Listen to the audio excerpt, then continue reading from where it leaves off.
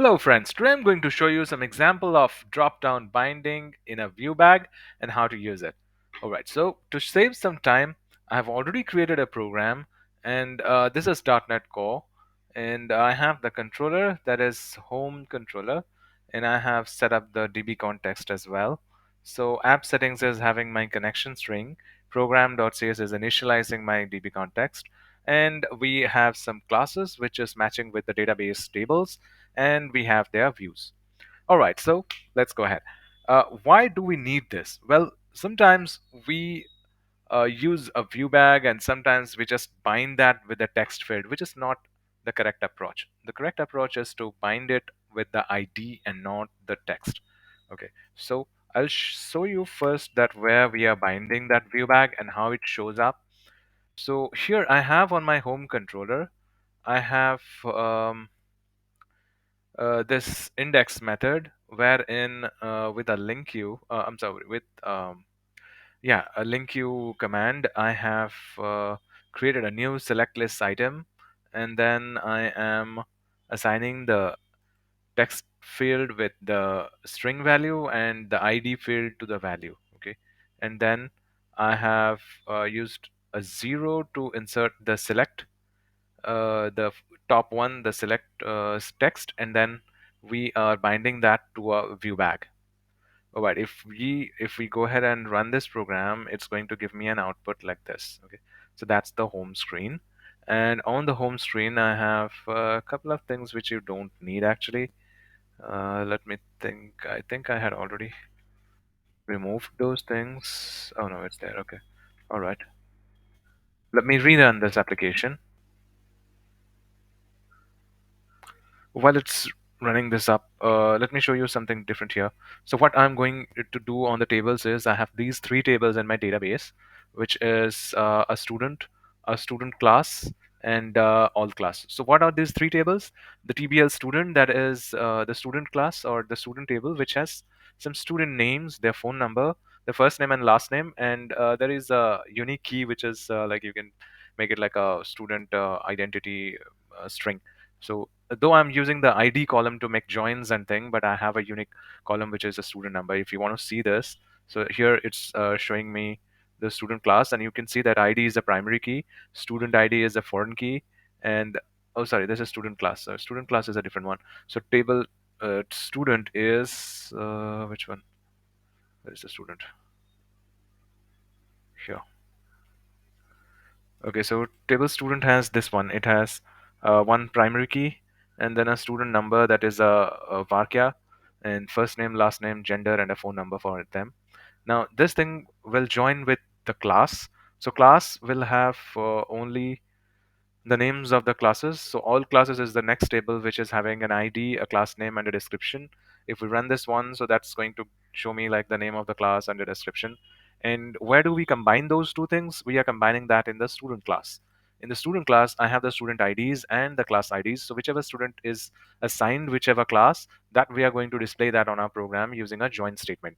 Right? Now, moving on to the program here, uh, we already have run this application, so you can see that this is a simple drop-down binding of all the subjects that we have. So the subjects table is TBL subject. All right, so these are the subjects. Though here in the program, I'm only showing up with the subject names and thing in the class file. If I go to subject, okay, I have all of that. Okay, cool. All right, so I haven't created a thing for the subject because we are only performing the join operation using the student name and the students and their classes. So we don't have a relation with the subject as of now.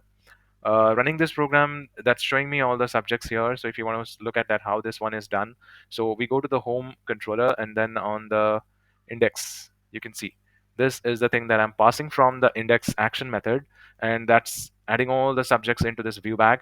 Okay, packing it and moving on to the view. So if we move on to the view, which is a this is a get action method, and it has these three are just not for us, not for of any use. I just made a copy paste, that's why it's there. So here you can see that I'm checking if the viewBag.subject is not null. Then it's going to bind all the values to the options and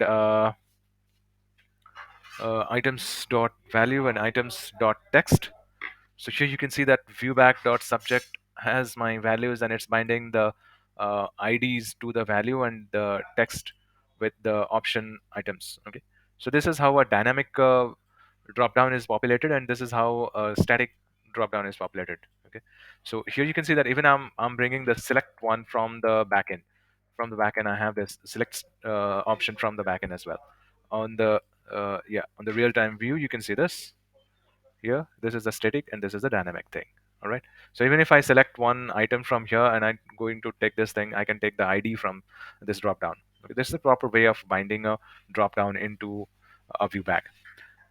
Now let's move ahead to the next set of things. So get class is going to show me what all classes I have. So these are the classes that I have, and students is going to show me the students that I have here. So these are the students with the student number, and that this is a student number is a unique key. This is not a primary key. And then get student class is doing okay. This is doing a join operation, but we have an error.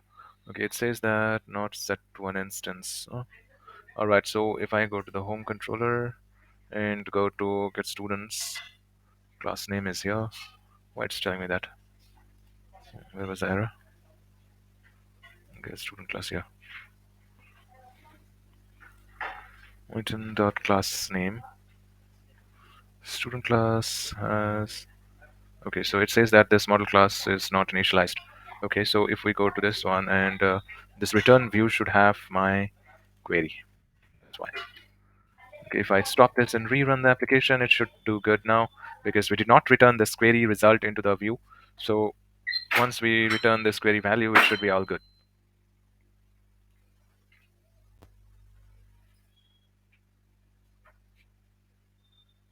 Receiving that value again, if we look at the output, this should be showing us the correct things. If I get student class, yes, perfect. Okay, so I have the student ID. I should not be showing the class ID, rather the class name. So I can do this by hiding it.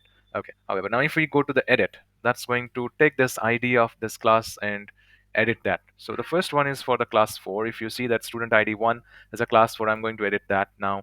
That should allow me to change the class of the student. So if I make it class 2, and we go to the SQL server and we check what class is for student 1, it's class 4. I make it class 2, and now perform the operation.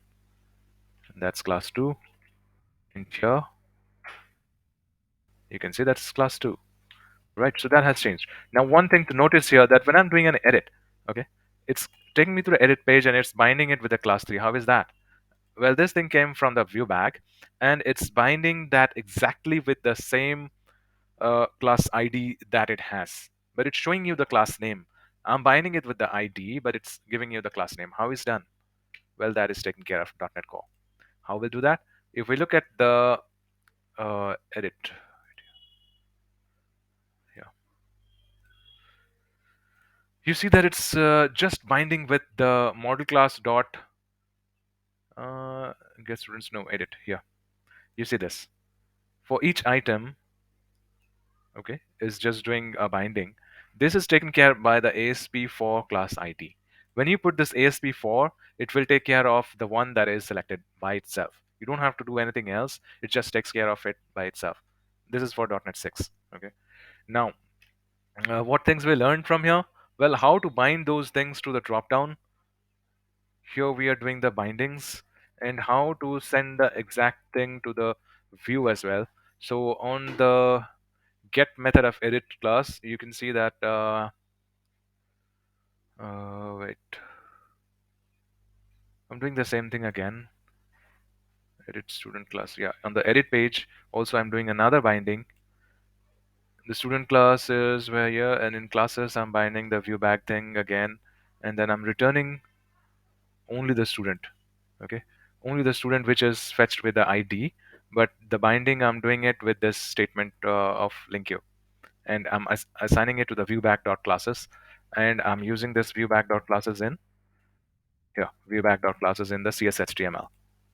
All right, I'm going to add this piece of code to GitHub so that you can have look at what the code works and what the code has, and you can try it on your own and use it. All right, guys, so that was all about this video. I hope you understood what we did here and how things worked here, and what should actually be done in case of binding drop-downs to a view page, and how the joins work. So here is the joins that we have made here. You can see that in student class, there are two foreign keys, the student ID and the class ID. And yes, I forgot to mention the classes that we created on the page. So here you can see that on student class, I have another one that is class name, which is not mapped. That means that if I'm connecting to the database, it will not do anything with this class name. Though we will use it for join purpose, but we are performing database operations with only these three columns and not the last one. Okay. So that is about student class. All class has all the columns, and student has all the columns. Okay, guys. So stay tuned and stay connected until we have our next set of videos. Until then, happy coding and nice day.